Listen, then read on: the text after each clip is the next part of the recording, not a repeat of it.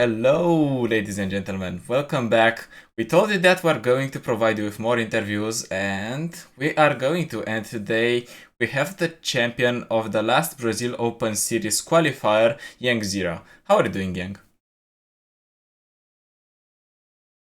Oh, hello, Catherine. I'm doing good. I'm very glad to be here. Thank you for the invite. No problemo. So there have been three Brazil Open Series so far, and you won the last qualifier. Do you feel any special about it? A little bit. It was a tournament full of very good players, I think, and it was a very good confidence boost. I think coming into these tournaments, like winning against all of these good players just gives me a lot of morale. I think. And we're going to go a bit into the decks and then we're going to talk about your strategy. So first things first, Zoe Lee, a deck that I think is going to be strong this meta as well. Why Zoe Lee?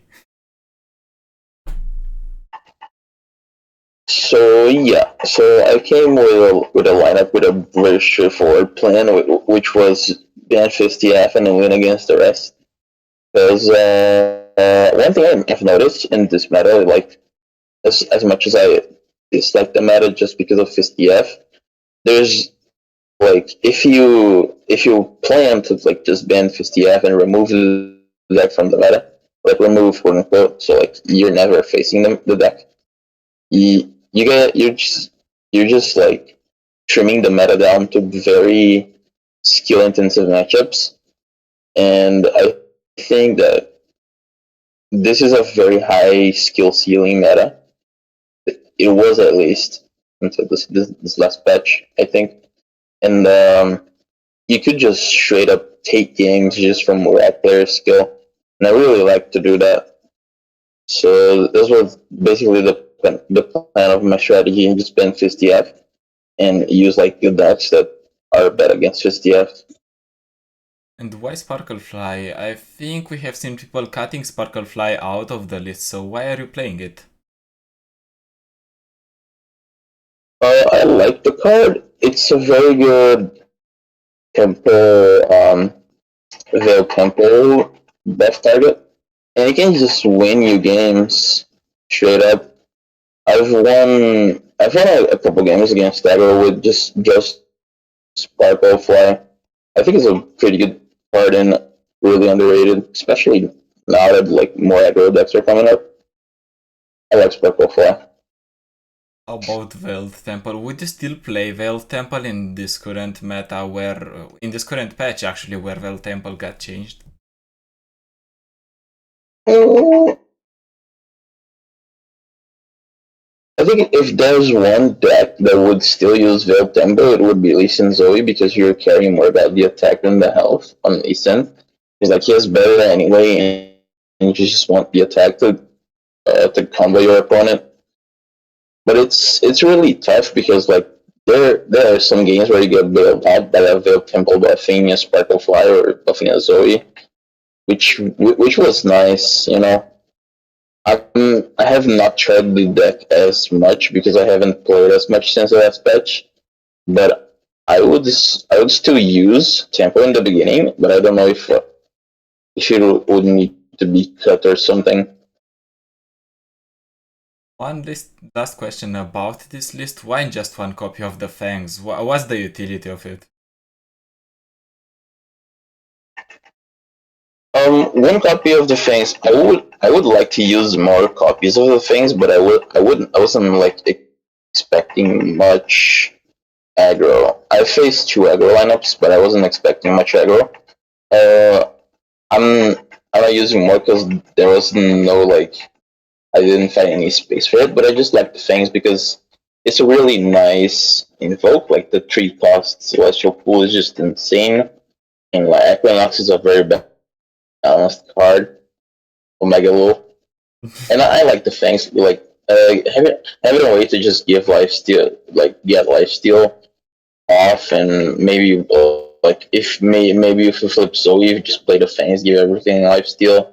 It's pretty good. or like fight a trickster for a secondary win condition. Yeah, finding a trickster just so you can go elusive is nice. Even sometimes you can find the charger, I guess, in order to give Lee Sin lifesteal, not lifesteal, overwhelm in situations where he couldn't get overwhelm. Yep. Mm-hmm. In the next list we're going to talk about is another Targon list, and that list is the Slow Invoke. Why did this list pick up interest, or why did you play it? Um, mostly it's because I couldn't use Lee Sin, Zoe with Ophelia, so I wouldn't use like Bilgewater because like Zoe was being used with Lee Sin and TF was being used with Fizz, so there's just no incentive to go on Bilgewater with Aphelios. So the second best deck would be Aphelios Diana and go into Shadow Isles for Unto Dusk and that kind of stuff. So the deck is slower than the average Aphelios Diana deck was because I really wanted to have a good matchup against Fiora Shen on all three decks. And I found that if you just use Glimpse Beyond, you get a really, really good matchup because you're denying most of the Fiora stacks and the Dragon Growth, and you just can get enough time to scale up and get your stuff rolling, like your invokes, and just eventually kill the Fiora player. Do you think Aphelios can still be viable in this deck, considering the nerfs that he has also undergone? No. I think Ophelia sucks. I think the cards is just so bad right now. Like the weapons are just unusable at 3 mana. I think I might be wrong, but it's just way too much mana. Would you see Aphelios in any deck, or is it just straight up bad and people shouldn't play it? I mean, you try to play with like Victor. I think in PNC maybe just like discount his cards with level up Victor. Maybe it is tough.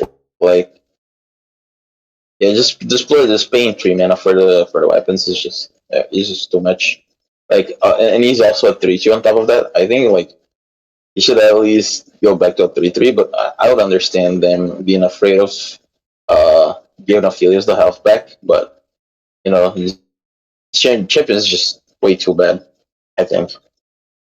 Going to see change, but after the season, since this is the last balance patch before the season. But something that has also undergone a nerf and something that you also brought was, in fact, the Fizz TF.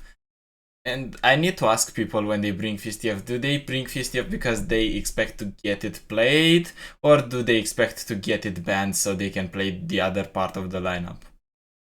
Or at least, how did you envision it when you brought Fizz TF? To be quite honest, I had FistTF in the lineup. Like it wasn't really because I wanted to play it. It's like it just fit the lineup, and it was just such a broken deck that like if it gets banned, I don't really care, and if it goes through, I'll just get a free win with it. It's just like why not play the best deck in the game if like sometimes it's just not gonna get banned and you get a free win. And it happened like 2 or 3 times during tournaments. So Did you get your Fizz TF open in the last tournament, or did players straight up ban it every single time? no, I got to play FistTF 3 times and it won all 3 games. I don't think it is unexpected, but going back to the lineup, we played this deck Fizz TF, we played Slow Invoke, and then um, you have played Lee Sin Zoe. So what was the idea behind the lineup for the people watching? What did you try to target? I just tried. Mostly, I wanted to play against Fiora Shen because all 3 decks have had a pretty good matchup against Fiora Shen. And I just wanted to ban FistTF because all three decks would either suffer or have like a miserable experience against TFs. So I'll just ban TFs on site and try to play against Furshin.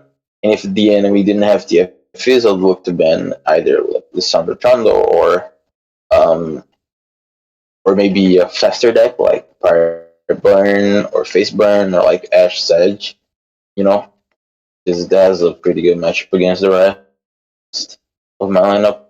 But overall, it was just I just went into the tournament with thinking bench TF, get the high roll matchup out of the way, and then just try to win through raw like player skill, like player difference. Um, did you get to face any counter lineup to your lineup, or did you just face what you expected to see? Yeah, yeah. I faced two counter lineups, which were two extremely fast and extremely aggro lineups. They were trying to target Fist TF.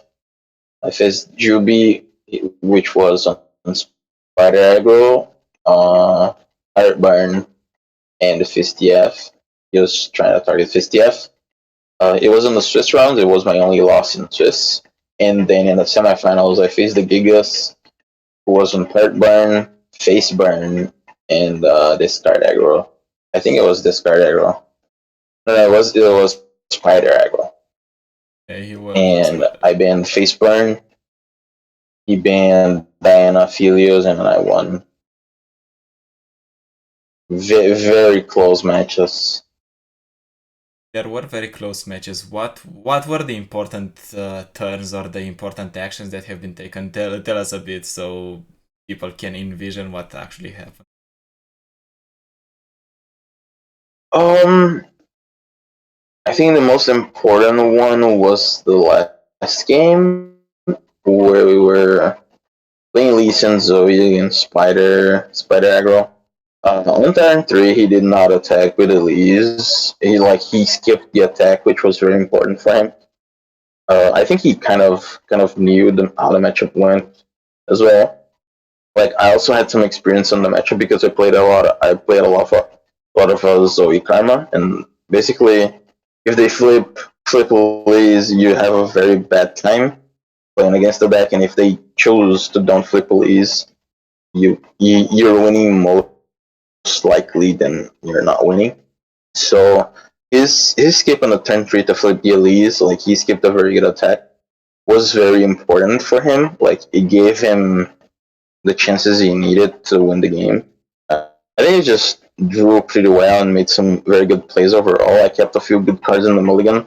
Like I kept one Notify and one Zenith Blade in the mulligan. Uh, and like I was just playing mostly to win.